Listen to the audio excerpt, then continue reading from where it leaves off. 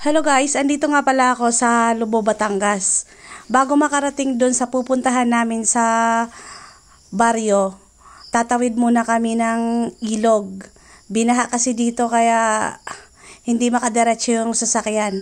Ayan o, ang dami nilang tumatawid. So, eto.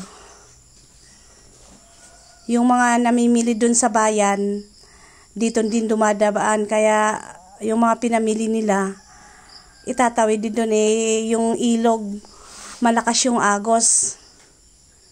So, ayan guys, yung ilog dito. Ayan guys, yung ilog dito? Oo. Ayan. Ganda ng tanawin. So, ayan guys, patawid na tayo ng ilog. So, ayan nga pala yung ilog dito.